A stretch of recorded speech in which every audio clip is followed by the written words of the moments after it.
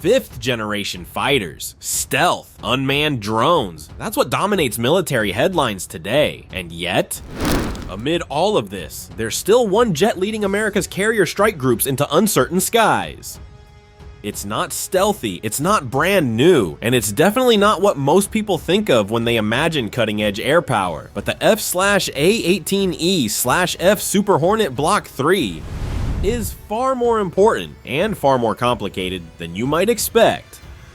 This is the jet that fills the gaps left by newer aircraft, the one pilots trust every single day, and the one that's quietly had some very real issues, including crashes, mechanical failures, and rising questions about whether it's still fit for tomorrow's wars.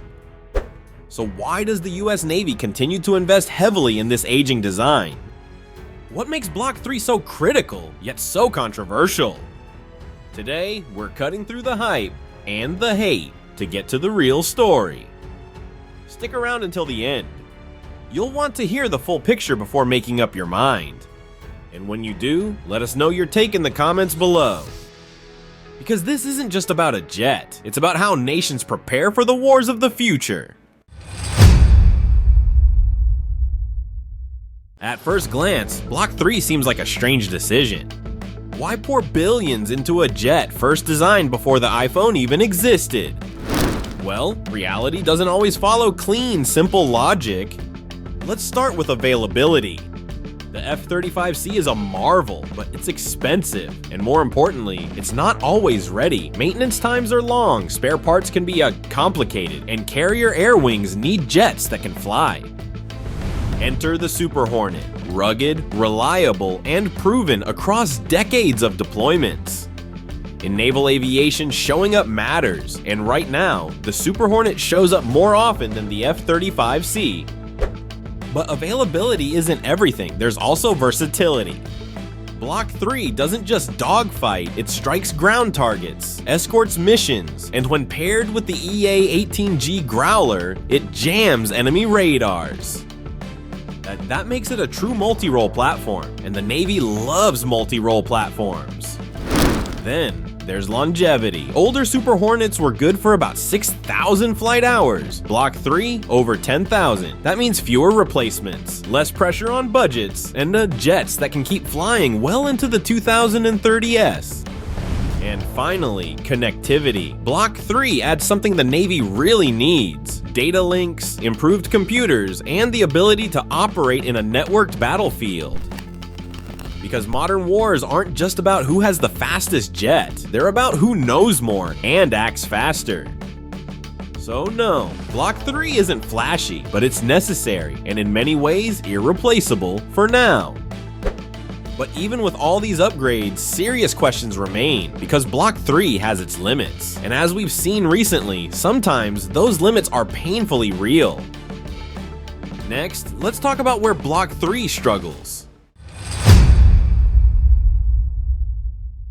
So, Block III is here. It's available, it's versatile, and it's networked. But let's be clear, it's not a silver bullet. First, let's talk strengths. Block III is fast. Not the fastest, but fast enough. It can reach Mach 1.8, which means it can still chase down threats or escape them. It's armed too. AIM 120 AMRAAMs for beyond visual range combat, AIM 9X Sidewinders for close encounters, and precision bombs for ground targets. Plus, it carries a lot, more than most stealth jets. With external pylons, it becomes a true bomb truck, perfect for missions where stealth isn't priority number one. And of course, reliability. Super Hornets have been flying from carriers for over 2 decades. Pilots trust them, and when missions can't wait, trust matters. But here's where reality kicks in. Block III has limits. First, stealth, or rather, the lack of it. Sure, Block III is a little less visible than older models, but against modern radars, it's still very much visible. This makes it vulnerable in heavily defended airspace. Unlike the F-35 or F-22, the Super Hornet can't sneak in. It has to fight its way through. Second, range. Block III flies farther than before, but not far enough for the Pacific. In potential conflicts with China, distance matters a lot, and even with buddy tanking or support from MQ-25 drones, Super Hornet missions will always be limited by fuel. Third, agility. Block 3 isn't bad in a dogfight, but it's not the king of close combat either. Modern missiles help, but at the edge of the envelope, newer fighters may have the edge. And finally, future relevance. As the US shifts towards 6th generation fighters and autonomous drones, Block 3 risks becoming a gap filler, useful today, but tomorrow, not guaranteed. Still, right now in 2025, Block 3 does what the Navy needs most. It flies, it fights, and it fills the gap. Despite its proven track record, the F/A-18E/F Super Hornet Block III has encountered notable incidents in recent deployments. On April 28, 2025, an F/A-18E Super Hornet assigned to the USS Harry S. Truman was lost overboard during towing operations in the hangar bay. The aircraft, along with its tow tractor, fell into the Red Sea. Fortunately, all personnel were accounted for, with one sailor sustaining a minor injury. Just over a week later, on May the 6th, another Super Hornet experienced an arresting gear failure during landing, resulting in the jet going overboard. Both aviators safely ejected and were rescued with minor injuries. These incidents are part of a series of mishaps involving the Truman's Air Wing, including a previous loss due to friendly fire and a collision with a commercial vessel.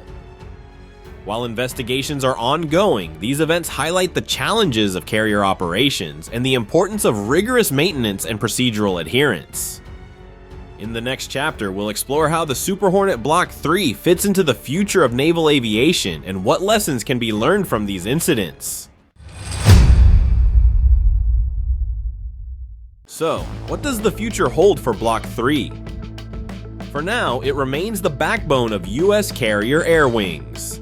It flies the most, it carries the load, and despite its age, it still gets the job done. But times are changing. The Navy knows this jet can't last forever, production of new Super Hornets is ending soon, and next generation platforms are already in development. Projects like NGAD, the Next Generation Air Dominance Fighter, are on the horizon. Autonomous drones like the MQ-25 Stingray are already here, and the battle space is evolving rapidly.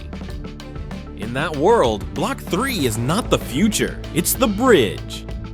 A bridge to new doctrines, new technology, and eventually, to new aircraft. But here's the thing, bridges matter. Without them, the journey stops.